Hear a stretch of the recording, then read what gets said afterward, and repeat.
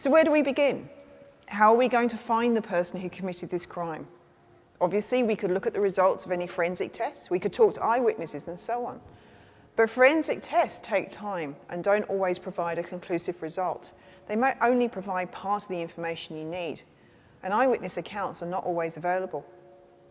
Now, obviously, in our case, we have some eyewitnesses, and we will return to consider eyewitness evidence shortly in a future episode. But let's start by trying to identify the suspect from what we know about the crime itself. This is called offender profiling, and one famous example of profiling is in the case of the Washington snipers. Between the 2nd and the 22nd of October in 2002, 10 people were murdered and a further 3 wounded in Maryland, Virginia, and in Washington, D.C. in the United States of America. All victims were shot at a distance with a single rifle shot, and every time the killers disappeared in amongst the confusion that resulted. The shootings appeared random. They took place in grocery store car parks, at petrol stations, while victims were mowing their lawns or sitting reading a book. There was nothing to link the victims. These shootings appeared, for all intents and purposes, to be random. Now, understandably, these shootings caused fear and panic in the community. The pressure was on to apprehend the culprit, but for investigators, there really wasn't that much to go on. Eyewitness accounts were few and often contained conflicting information. The media was incredibly interested in this case, and many were called on to give their opinion as to who it was that was committing these crimes. Those who commented ranged from forensic psychologists to criminologists, to homicide detectives to self-taught and FBI-trained criminal profilers. Now, these publicly available profiles, while far less detailed than would be developed for use in a typical case, give us a unique opportunity to look at what the profiler said the culprit or culprits would be like. And we can compare these descriptions with the known characteristics of those who were subsequently caught and convicted of these crimes. So, if we limit ourselves to just those profiles provided by self-professed profilers or FBI-trained profilers, we can see there's some inconsistencies in their comments.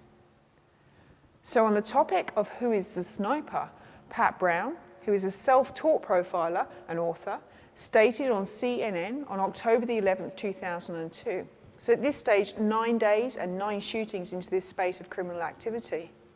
This guy is a psychopath. He's involved in power control, and he might like Rambo movies, Arnold Schwarzenegger, anything that gives him the feeling of power that he controls the universe. 5 days later, on October 16th, 2002, Candice DeLong, a retired FBI agent and field profiler, was quoted in the New York Times as stating the following. I see him into all this stealth ninja stuff, walking around with a swagger, used to bossing people around, maybe a fireman or a construction worker. So here we are starting to get a picture of what the perpetrator is like, and note that both suggest that it's a single person who's committing these crimes. We're also starting to get a hint of their possible occupation.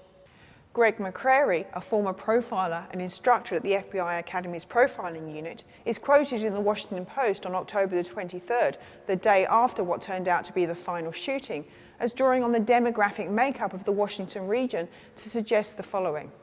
When you break down the demographics of the Washington region, there's a statistical probability that the sniper is a white man.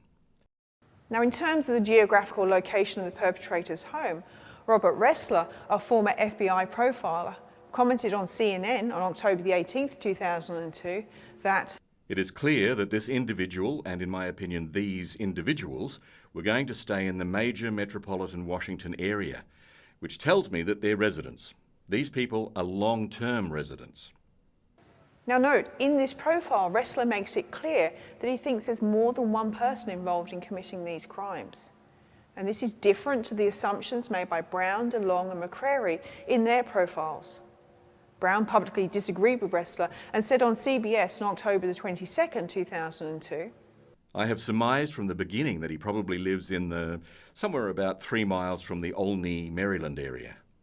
So from these few excerpts of the many profiles offered by trained and self-taught profilers, we can see that there are inconsistencies. The same information has not led to an agreed-on perspective of the probable characteristics of the offender. For example, in this case, the profilers cannot agree if it is a single individual or multiple people, or indeed where that person or people are likely to live.